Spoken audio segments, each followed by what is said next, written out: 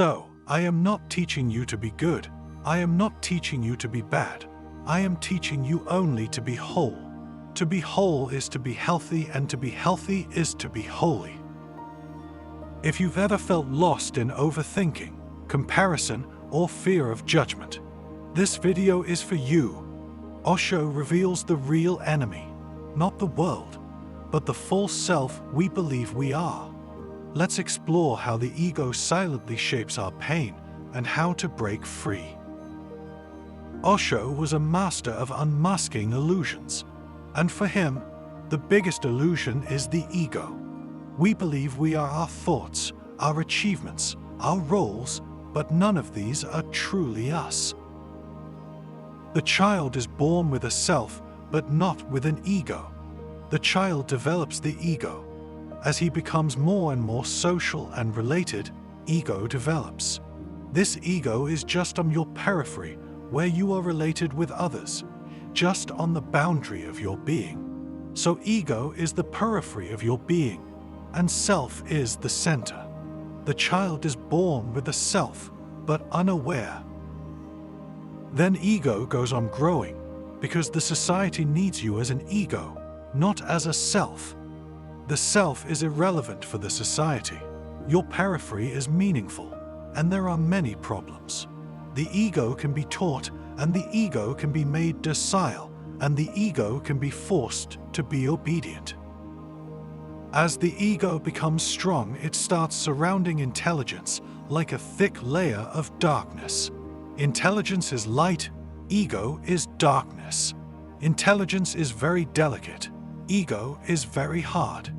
Intelligence is like a rose flower, ego is like a rock.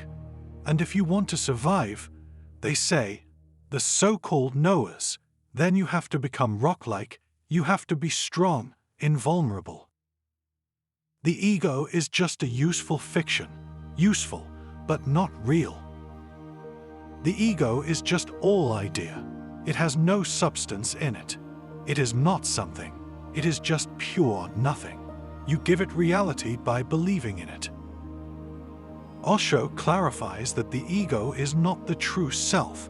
It is a psychological construct that blocks growth and fulfillment. Letting go of the ego is like removing a rock that prevents a seed from receiving sunlight and rain. Once the ego is gone, true growth, joy, and connection with life become possible. In essence, Osho is saying that happiness is not just a pleasant feeling, but a transformative state that dissolves the illusion of separateness, allowing the soul to emerge in its place. Our ego is the biggest block that prevents us from seeing the truth. As long as our egos control us, we see everything that is happening inside and around us through its prism. This is how our life becomes a complete falsehood and illusion. Try to understand the ego. Analyze it, dissect it, watch it, observe it from as many angles as possible, and don't be in a hurry to sacrifice it. Otherwise, the greatest egoist is born. The person who thinks he is humble, the person who thinks that he has no ego.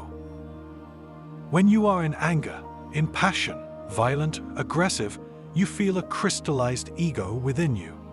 Whenever you are in love, in compassion, it is not there. Where does the ego get its energy? The ego feeds off your desire to be something else. You are poor and you want to be rich. The ego is absorbing energy, its life breath. You are ignorant and you want to become a wise one. The ego is absorbing energy. You are a wretched nobody and you want to become powerful.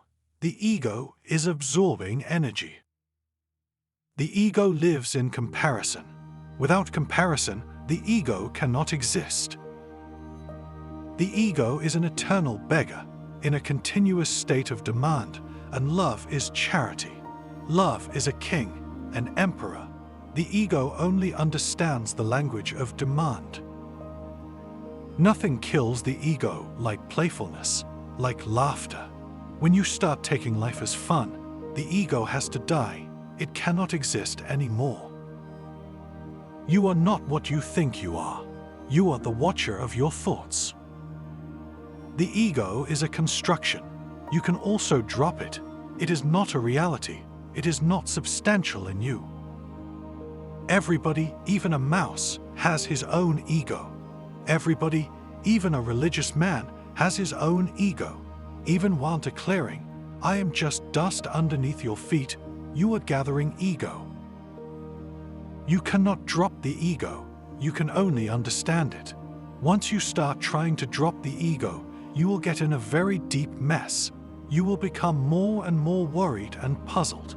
And this is not the way to get rid of the ego. The only way to get rid of the ego is to look at it. Osho is not contradicting himself. He is saying that while the ego is ultimately unreal and can disappear, the only way for this to happen is through deep understanding and awareness, not by force or suppression. The ego drops away when it is seen clearly for what it is. Love and ego cannot go together. They are like darkness and light. If light is there, darkness cannot be. Darkness can only be if light is not there. If love is not there, the ego can be. If love is there, the ego cannot be. And vice versa. If ego is dropped, love arrives from all the directions. It simply starts pouring in you from everywhere. That's why we cannot love, because with the ego, love is impossible. That's why we go on talking so much about love, but we never are in love. And whatsoever we call love is more or less sex. It is not love, because you cannot lose your ego, and love cannot exist unless the ego has disappeared. Happiness is the death of the ego. If you want to remain a separate entity from existence, as almost everybody is trying to do, you will be afraid of being blissful, cheerful. You will feel guilty in being blissful. You will feel suicidal because you are committing suicide on the psychological level, on the level of the ego. Happiness is threatening and misery is safe. Safe for the ego.